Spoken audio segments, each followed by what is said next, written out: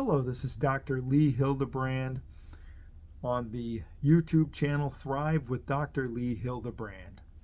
And for my topic today, I would like to explore the mental and emotional impacts of the GLP-1 medications. These have become very popular in our society, in our culture, and are working toward assistance on problems such as obesity, as well as diabetes too, and other aspects that they can have an impact on. And basically, the GLP-1 medications, which have a semaglutide and trizepatide ingredient, mimic the natural hormone called glucagon in our physiological system to suppress appetite, and sometimes people call it food noise.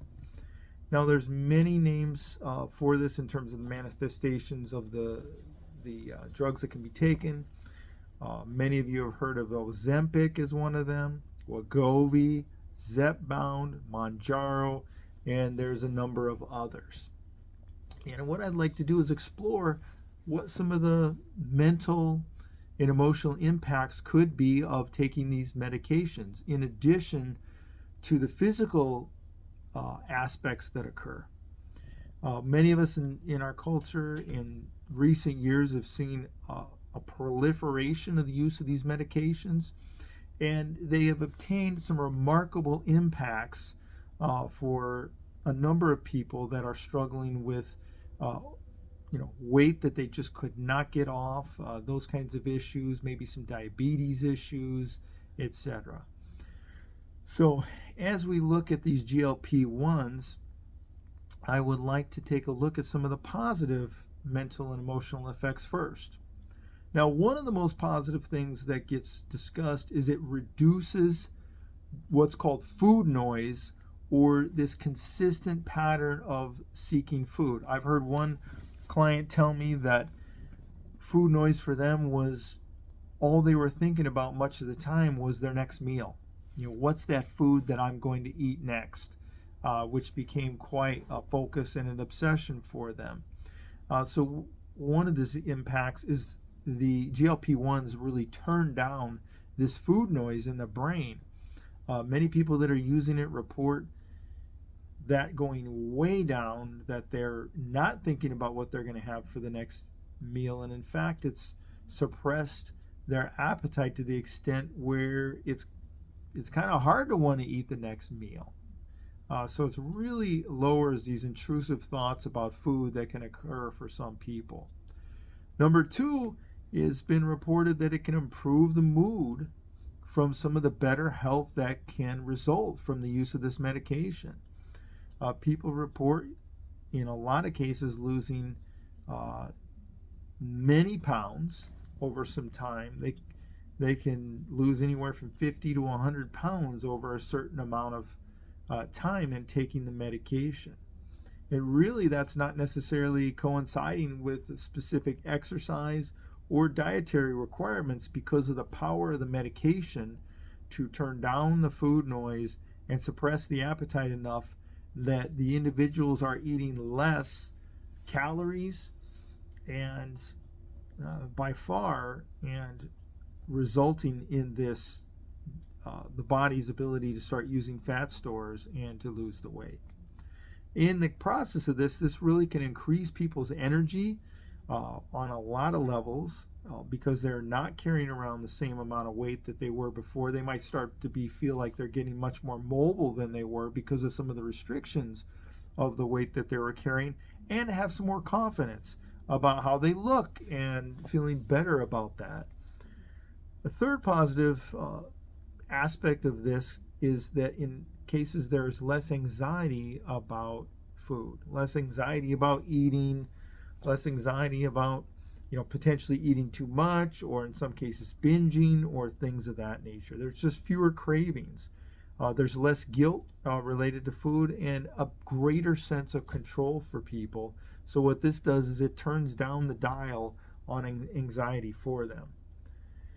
Number four, in terms of a specific positive mental aspect, is there's improved stability in emotional eating patterns.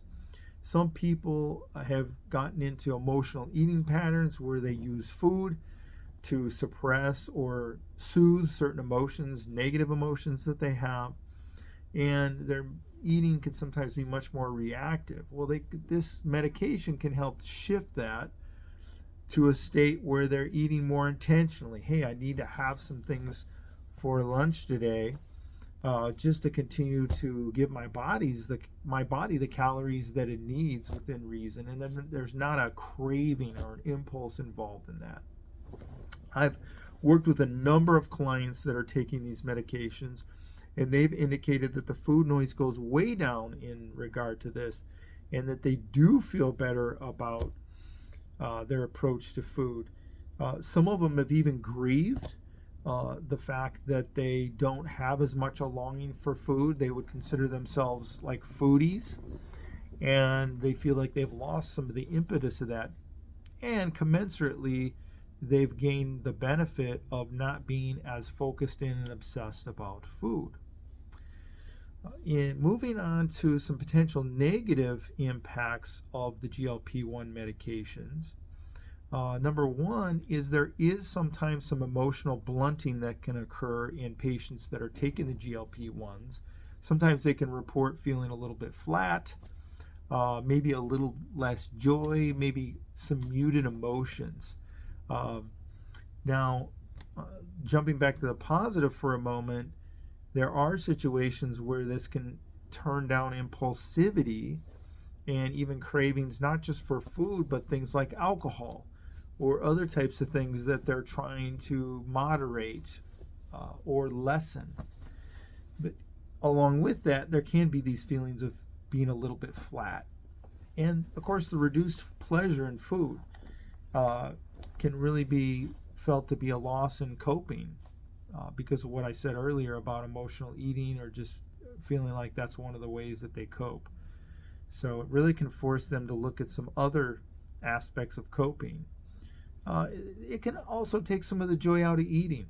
A lot of patients report that sometimes it's just a real struggle to want to eat anything, that it's kind of burdensome in regard to eating even 3 meals a day in these situations. So that can be a potential negative. Another one is sometimes in cases there's emerging depressive or anxious symptoms that can occur. Anxious symptoms, I should say, that can occur. Now, this is less common. This isn't necessarily the norm or anything of that nature, but in some cases it can lead to some lower motivation and some irritability and potential sadness. And it can be a stressful adjustment for some people with the appetite dropping so abruptly for them. And another aspect of this is some identity and body image shifts. This can be the rapid change that can occur with the GLP-1 medications. Weight can be lost in a pretty rapid rate. And people can have mixed emotions on this. Some people identified with certain benefits and certain focus that they've had in regard to their body type or where they're at before. And so they are trying to adjust to some of these changes. Obviously, there can be some great positives to this, but there also can be some adjustments. And there can be some social changes. Maybe there's certain kinds of attention that they receive from others in regard to where they were at. And they're getting different kinds of attentions now. Sometimes it can be comments from people. That can be stressful. Wow, what are you doing? You've lost so much weight. At times people can feel self-conscious, like, wow, was I that bad? In regard to this plethora of comments that can sometimes happen. So those are a couple of the negatives. Let me ask, in terms of the emotional effects and the negative, what kind of patients are most susceptible to that? And usually those are people with either a history of some depression or anxiety already, or they were into some very heavy emotional or binge eating patterns prior, or potentially a trauma history can contribute to some potential symptoms. Depending on the attachment the person has to eating itself and to food, and the amount of coping that they did with food, that can be a radical adjustment for them and could lead to some depression or anxiety in regard to that. So this is why if you're considering taking the GLP-1 medication, there can be some tremendous benefits, and simultaneously it's important to keep a watch on things, that you want to just monitor your mood and see how you're doing in regard to that overall. And you're also going to be wanting to collaborate with your doctor in regard to other symptoms that may occur. I've had some patients from a physical standpoint indicate that there is some hair loss that can occur in some cases. Those that have reported that, I have not seen any visual evidence of that. I'm not saying by that they're not losing some hair volume, but just that it's not to the extent that it's noticeable to the naked eye in many cases. And there's some other types of things that can be done to help with that part and that standpoint. Another thing from a physical standpoint is with the GLP-1s, there sometimes can be, along with loss of fat, etc., loss of muscle tone. And so I've had some clients who have had some pretty extensive weight feel like their body's going to feel better when they get smaller, and then they're disappointed that it doesn't. And what's in some cases potentially contributed to that is that they lost muscle tone too. So their joints, or maybe certain areas of pain that they had, albeit they're not carrying the same amount of weight around, they don't have the muscle structure to try to support those joints and those pain areas. So it's very important to consult with your doctor and others about types of exercise and what can be done to maintain one's muscle tone and one's muscle overall, so that when weight is being reduced, it's not completely across the board. And sometimes that can lead to somewhat of a gaunt look for some people, and that can be disconcerting as well. So I also recommend, as you're looking at monitoring things, to potentially think about keeping a journal or just doing check-ins with trusted others in terms of how you're doing with this process. Certainly that could involve a psychologist or therapist or counselor to assist in that process. I know I've walked alongside with people that have a full team, obviously including their physician, who is prescribing in regard to assisting them with some of the coping and some of the adjustment as part of this. And then another thing that can be very hopeful and helpful for people is to reinforce some alternative coping mechanisms with the loss of the eating, or the ways that eating was used as a coping mechanism.